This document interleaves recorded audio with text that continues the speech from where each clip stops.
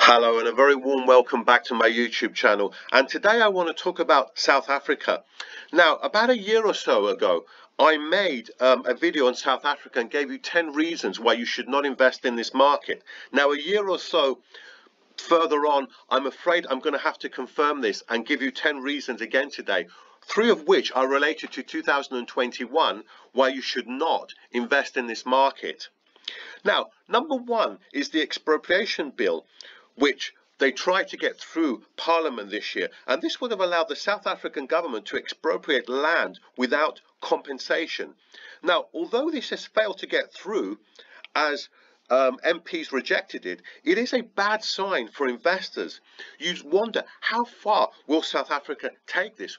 Can this bill in the future come back into being? Will there be further measures like this? Number 2, I want to talk about the South African wealth tax proposal of 2021. Now, this would have meant anybody with assets of between 3.6 and 27 million rand paying a wealth tax of 3%. And in dollar terms, this is $226,000 and $1.7 million. So anybody in that range of wealth would have to pay 3% wealth tax. And anybody having assets of between 27 million and 119 million rand would have to pay a wealth tax of 5%. And above 119 million rand, it would be 7%. Now, in my opinion, wealth taxes do not work.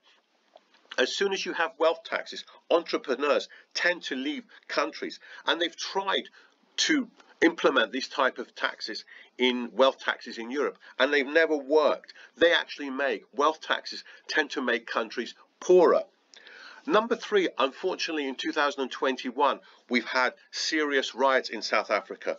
So well over 300 people died in July 2021 as a result of riots, showing that there is a lot of deep instability in South Africa. Now, number 4, very important, I want to talk about the really rampant crime rate. Now, these are quite damning statistics. Between the years of 1994 and 2019, more than 500,000 South Africans were murdered. And South Africa regularly appears in the top 10 countries in the world when it comes to murder rates and other crime as well. Number 5, let's talk about the very, very high unemployment, which stands at 35% in South Africa. That is extremely high.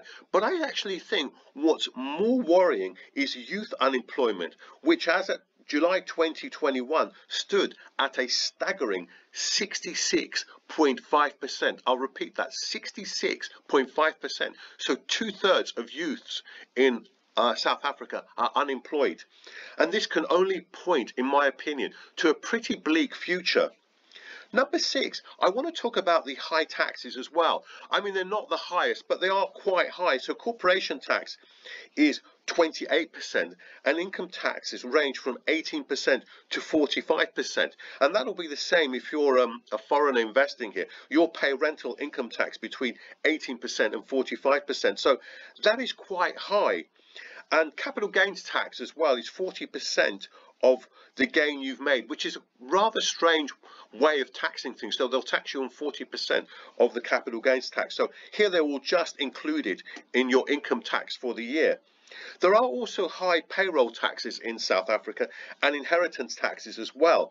So this is not great if you're a potential investor here. And also, despite this, these high taxes, as a South African, you still need to pay for things like healthcare and private schools as well. A very bad sign, I feel. Number 7, I want to talk about the total government debt to GDP, which as of 2020 stood at 80.3%. Now, I know this is not the highest. There are many other countries, in particular in Western Europe, that have higher government debts to GDP. But what worries me about South Africa is that in 2011, it stood at 38.2%. So it has more than doubled in less than 10 years. A sure sign that in South Africa, they're losing control of the debt. Number 8, I want to talk about the very low GDP growth. So if we look at the years 2015 to 2019, GDP growth ranged between 0.5 1.5% and 1.41%. This is quite low, and it's a sign that the country is not going forward. And also in 2020, GDP, due to the pandemic, fell by 7%. Although this is not great, we have to be fair and say in the UK it actually fell by 9.9%. Number 9, and very important as well, is corruption is rife in South Africa. Now you've got a lot of incompetent, corrupt set of politicians, and this has led to the collapse in the rand. Also, it has resulted in South Africa failing to exploit a number of its natural resources. Now, it's amazing that South Africa, I believe in the last 20 or so years, has actually failed to export a lot of its natural resources, and a lot less than countries like Botswana. I believe the percentage of their natural resources they've managed to export is something ridiculous, well below 50%. So they're not taking advantage of this, and this is due to very high corruption in the country. Number 10, let's come specifically to housing. So house prices have not done very well at all.